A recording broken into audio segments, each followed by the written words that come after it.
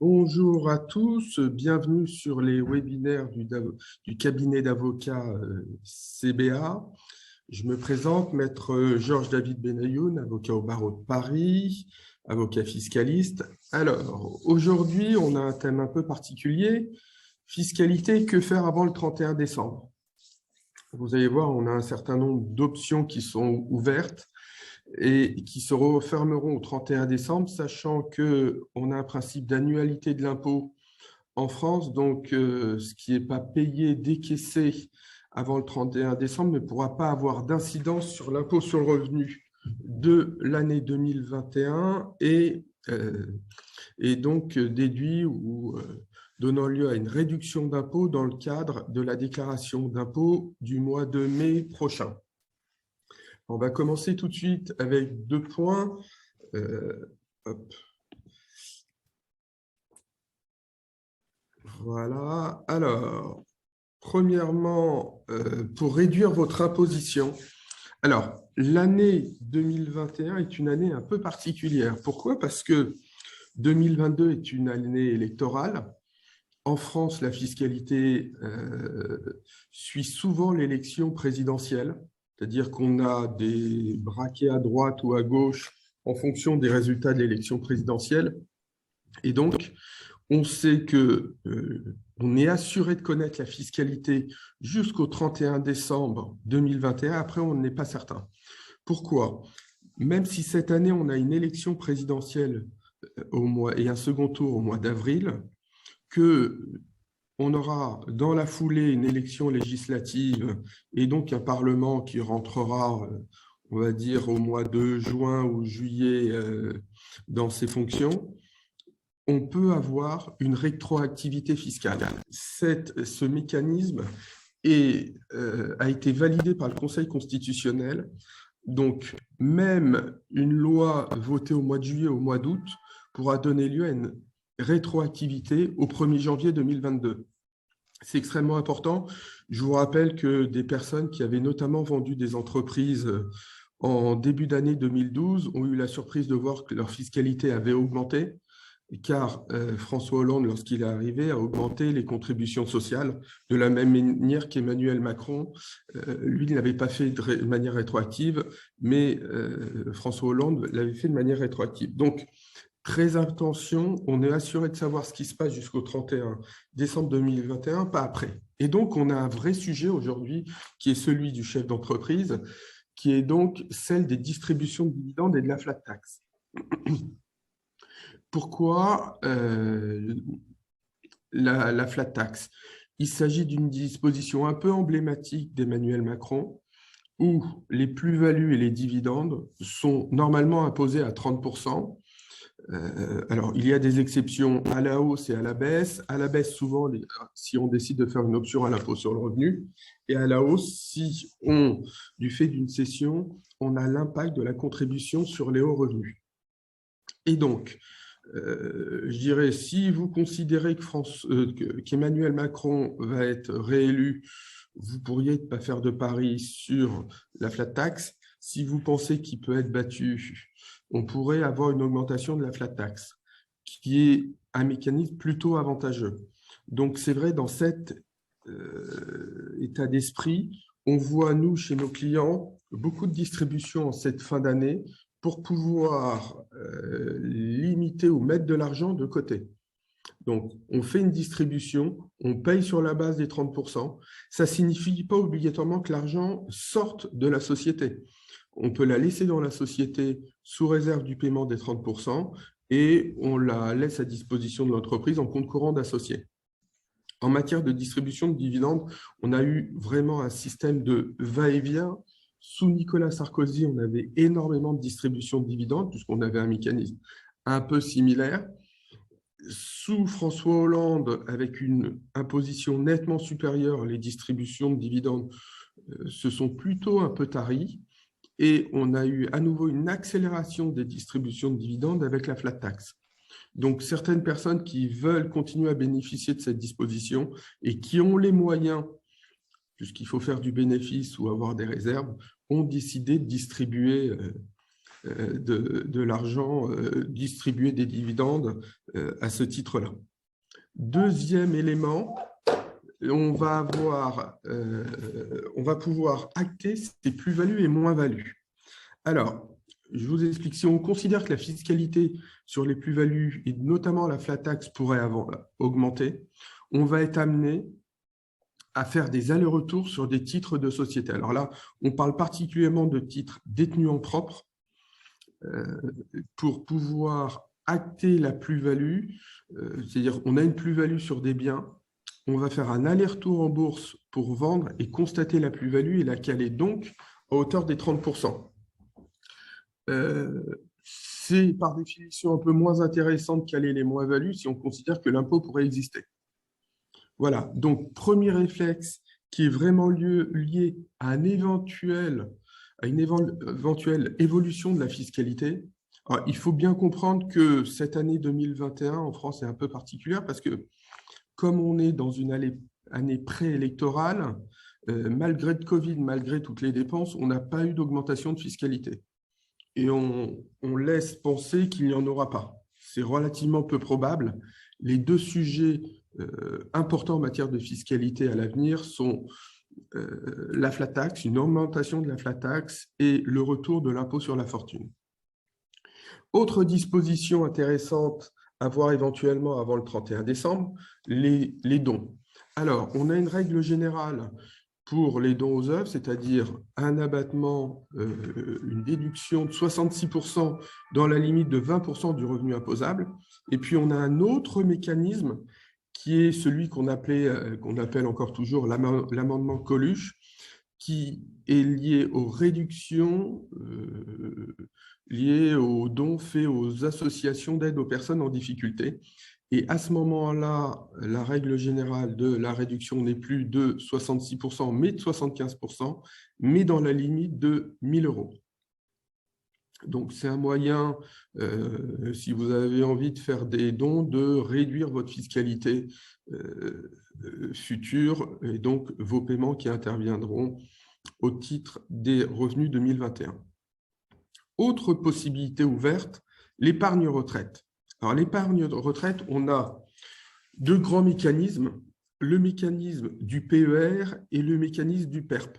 La grande différence, c'est que le PER ouvre une possibilité de paiement en rente ou en capital à la sortie, au moment de la retraite, et le PERP uniquement en rente. On va pouvoir bénéficier d'une déduction fiscale qui va donc venir en diminution du revenu imposable. Ça signifie que lorsqu'on va additionner du salaire, des BNC, des revenus fonciers, toutes les catégories, on pourra, dans une certaine limite, déduire les versements qui ont été effectués au titre de ces organismes. Alors, on a différents plafonds de limites. On a le plafond annuel de 32 419 € pour 2021, et puis on ajoute le report de l'enveloppe annuelle qui n'a pas été utilisée au cours des années précédentes. Alors, c'est un mécanisme, on va dire, plutôt intéressant.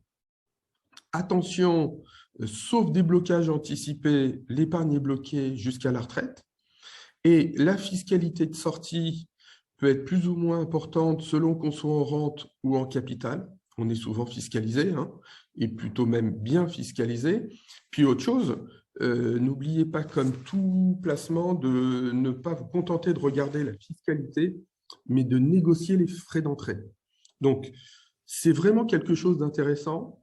Alors après, c'est en fonction de l'âge. Je ne suis pas certain qu'une personne de 30 ans ou 35 ans ait le même intérêt qu'une personne de 50 ou 55 ans à aller sur ces mécanismes-là. Mais on peut les utiliser. On a encore le temps d'y souscrire. Les assureurs qui gèrent ça, ou dans les entreprises, c'est relativement facile à bloquer une partie.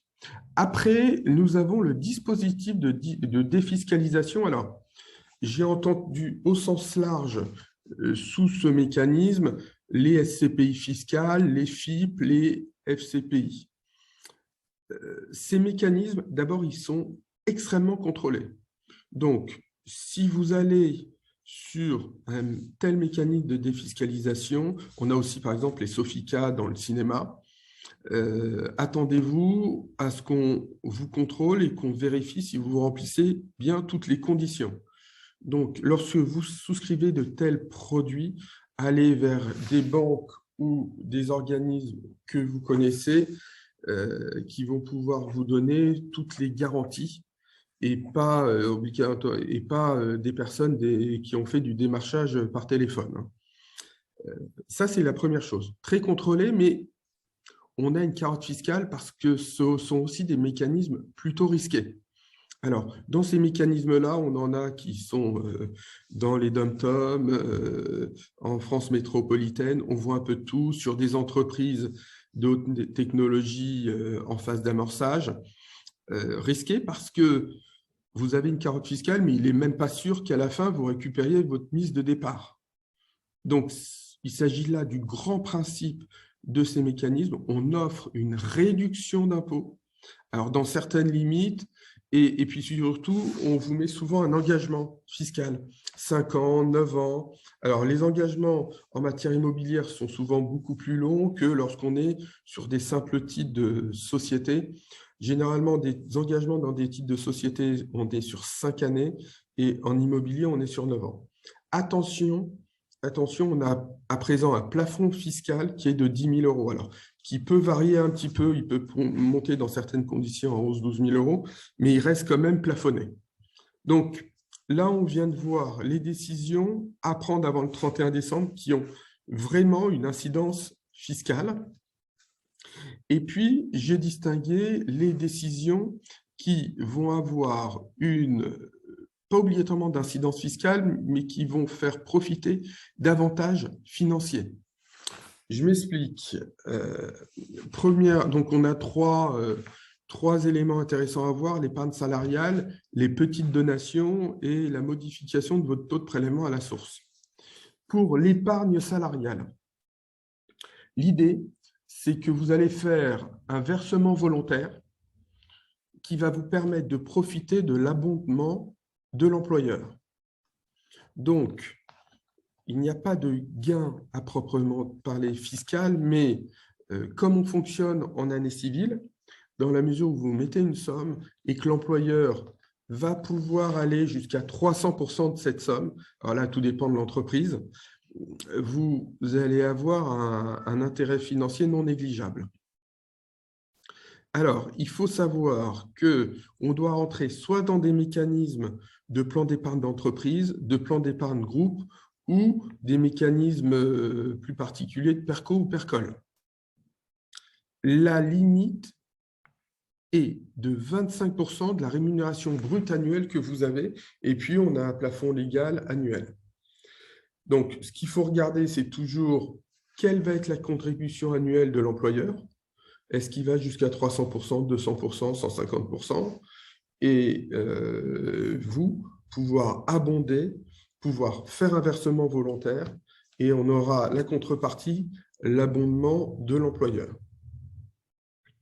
Voilà, ça, c'est un élément important au niveau des décisions à prendre avant le 31 décembre, parce que l'épargne salariale permet d'avoir des gains à terme. Autre élément, alors on vous en parle beaucoup moins, c'est ce que moi j'appelle les petites donations ou les présents d'usage. On sait qu'en France, les donations sont entourées de beaucoup de restrictions et de formalisme. La base d'ailleurs, c'est qu'une donation entre ascendant et descendant donne lieu à un abattement de 100% tous les 15 ans à chaque enfant, puis après, on a un barème que l'on doit appliquer. Les petites donations sont à relier à un événement, soit un anniversaire, soit Noël, et donc ils ne vont pas rentrer dans ce mécanisme-là. Très important parce que c'est souvent un axe de défense de l'avocat fiscaliste lorsqu'une personne est contrôlée. On regarde la notion de présent d'usage au regard de la fortune de la personne qui va faire le don. Donc, effectivement, dans un cas, on pourra dire un cadeau d'usage, c'est 100 €, 500 €, 1 000 €. Et puis, dans un autre cas, on pourra dire le cadeau d'usage est 10 000 €. Alors, attention à l'accumulation. Parce que quand on dit ça et on explique ce mécanisme à nos clients, ils adorent, mais ils adorent tellement qu'à un moment, ils nous expliquent qu'ils l'ont fait 4 ou 5 fois dans l'année. Donc, il ne faut pas en abuser, c'est intéressant. Alors, je dis souvent à mes clients, payez plutôt par virement, indiquez sur le virement cadeau d'usage lié à l'anniversaire, à Noël, et mettre un petit mot et ne pas hésiter à avoir donné une carte ou un mot écrit que votre enfant conservera. Voilà. Modification de vos taux de prélèvement à la source. Le taux du prélèvement à la source, ça c'est toujours très compliqué à expliquer à nos clients, c'est qu'il a toujours une année, voire une année et demie de retard. Pourquoi? Parce que nous sommes sur une fiscalité annuelle, on fait une déclaration au mois de mai, et cette déclaration du mois de mai permet de changer le taux à compter du 1er septembre qui suit.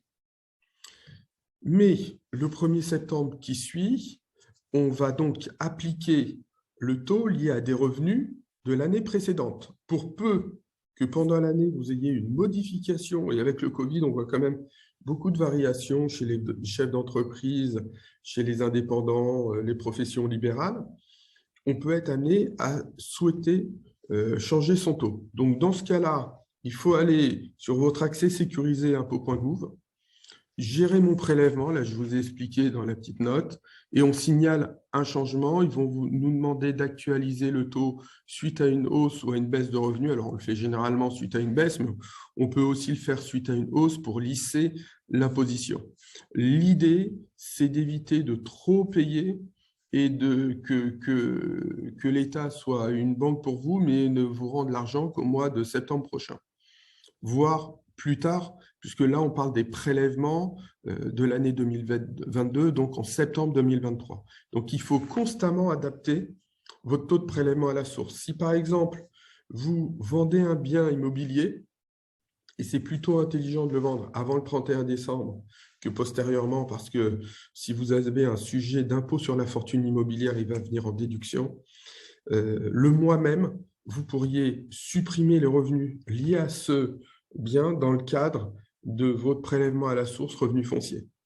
Et donc, immédiatement, vous auriez un changement et une incidence sur l'imposition. Donc voilà, les grandes lignes.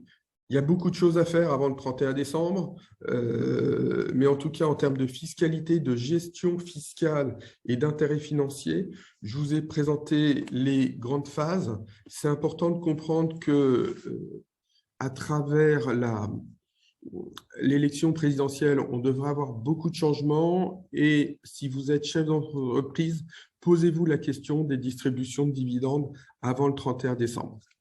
Voilà, je vous remercie d'avoir participé à ce webinaire, et puis je vous donne rendez-vous une prochaine fois avec le cabinet CEBA. Merci, au revoir.